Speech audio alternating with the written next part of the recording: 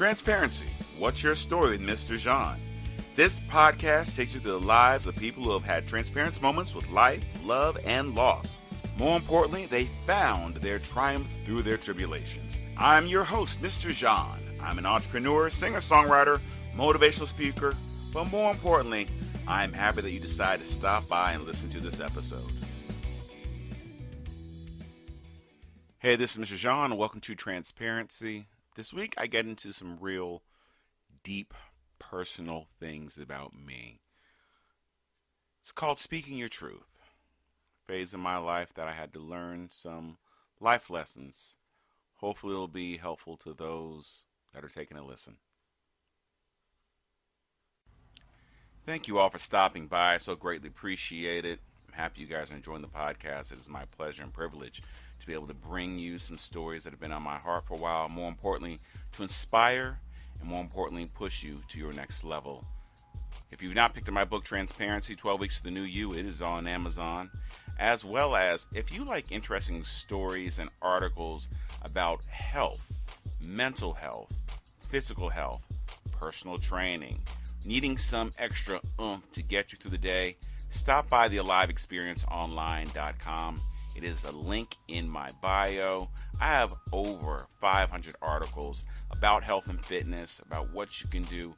More importantly, if you've not seen the podcast, make your way over there and check out Transparency, What's Your Story? Also, I know some of you all know we do have a telephone number. That's right.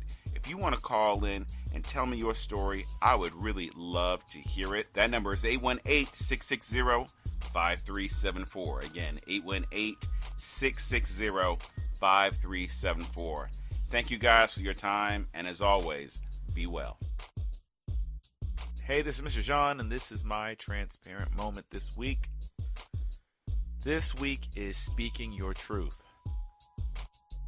Speaking Your Truth. I'm digging really deep because some people,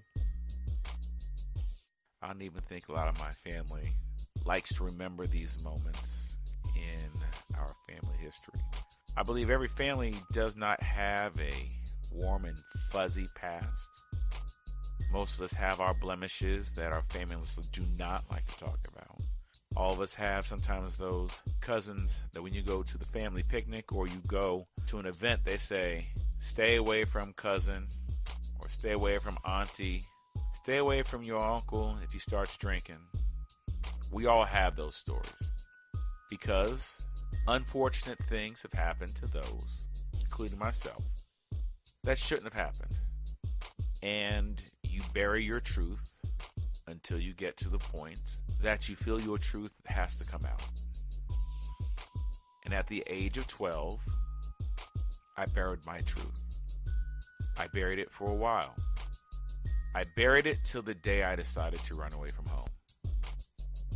I think most kids get to that point where I'm just going to run away from home. I'm never going to come back. Well, at 12, I got to the point where I got tired of having my uncle do inappropriate things. I decided to tell somebody.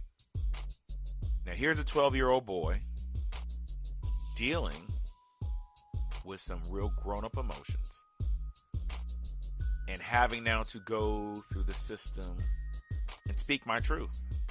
Because my family always wanted to wonder, why was I so angry? And I was so angry because nobody was listening to what I was saying.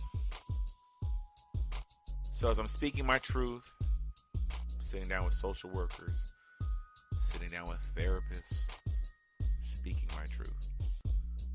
And one night at dinner, my grandmother, who is this person's mother and has long gone on to see Jesus, was extremely quiet that night. And I remember having dinner and proceeded to look at me and say, why are you doing this? Because nobody was taking me seriously. So my grandfather was on the phone explaining to this uncle the severity of the situation. And he is crying on the phone. No, this didn't happen. Nothing. And they had me listen on the phone. And they wanted to persuade me to drop my claims. And I wouldn't. As a 12-year-old, I felt in my heart I had to speak my truth. And I'll never forget sitting down with the social worker saying, my family is against me. My mother is against me. But if I don't speak my truth, I'm afraid this may happen to somebody else. As months went on, the case was resolved. And in one of my last sessions, I decided to bring my mom in. And what I found out was that she too had some indiscretions done to her. And I'll never forget the shock, because my mind went to, if this happened to you, then why would you not want to believe that it could happen to me? Because when the therapist asked her, have you ever spoken to anybody about it? She said no. Have you ever wanted to get counseling about it? She said no, I'm fine. And you have heard me say it time and time again. If you can't say how you feel, you don't know how to heal. And I've heard some say that, oh, you're wise for your time at that time of being a 12-year-old.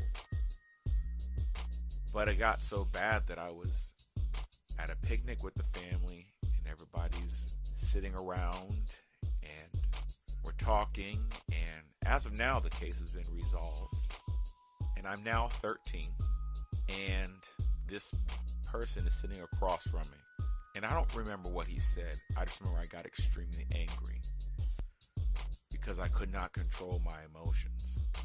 And I remember I got up with a knife and I was saying to him, come on, let's get this done. I was like, you are not going to silence me. You've hurt me. You will never hurt me again. And I'm not afraid to die. And all of a sudden, the whole family turned around and it got serious. Because I was just tired. I was frustrated. I was angry. I did not want to feel like this anymore. I did not know at that moment how to control my anger, but I knew this much. At this moment, it's going to stop. And I remember them trying to get me to put the knife down, which I did. And he got up. Now I'm 5'7". I think maybe at the time, maybe I was 4'9" or something like that. And I was ready to die. At that moment, all I wanted to do was make my wrong right. Whatever was done to me, I'm now going to correct it, because if you're not going to hear me, then I'm physically about to do something about it. So of course I destroyed the entire picnic, and I went inside, and I had made a promise to myself. I made a promise that I will never be bullied again. I'll stand up for what I feel is right. I will speak out against what I feel is wrong. But I will never be bullied again.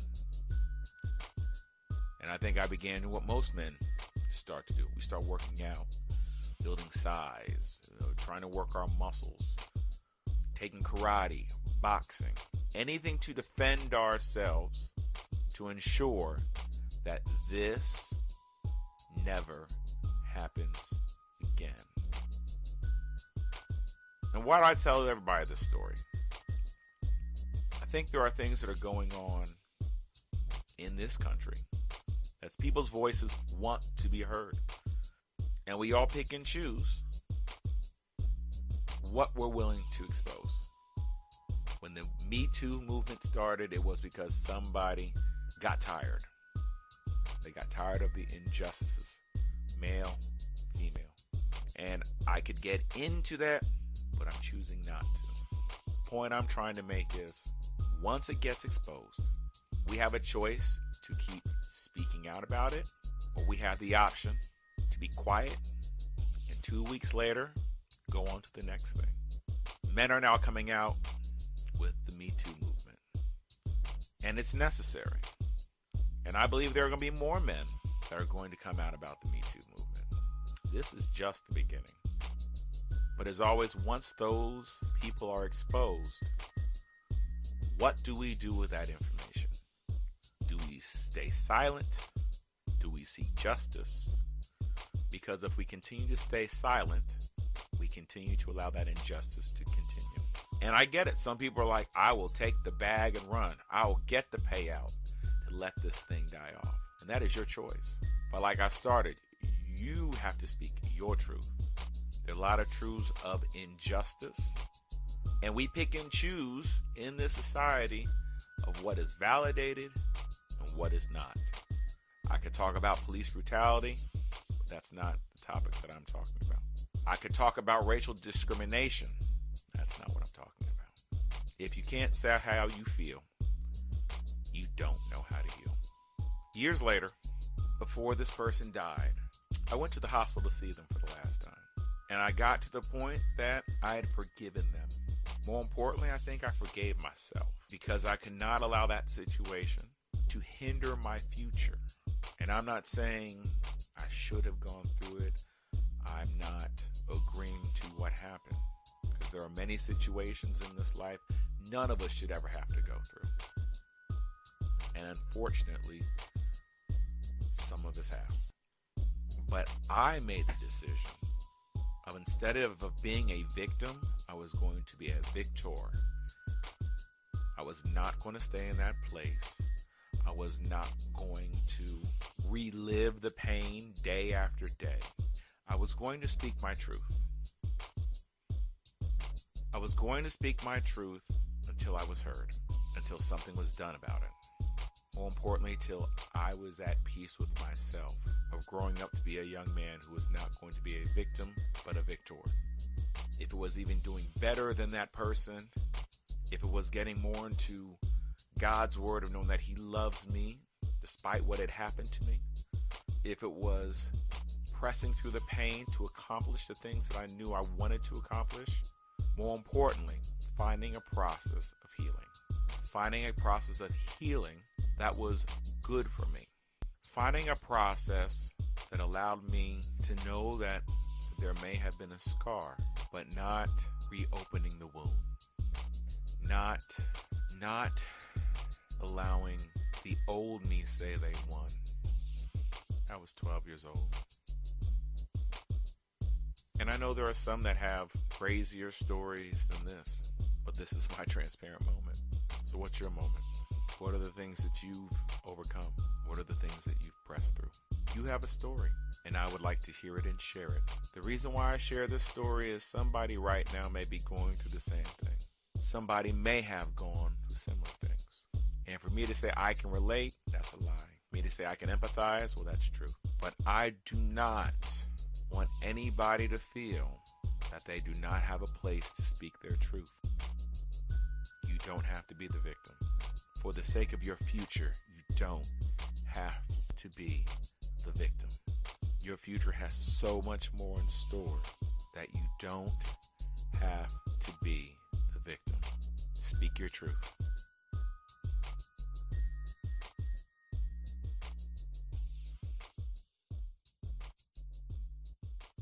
I want to thank you guys again for tuning in. Every week I'm actually trying to get better, to present you guys something that is from the heart, more importantly that you can relate to. Now Gary Vee says it best, so I'm going to quote him. Sharing these thoughts is like oxygen to me.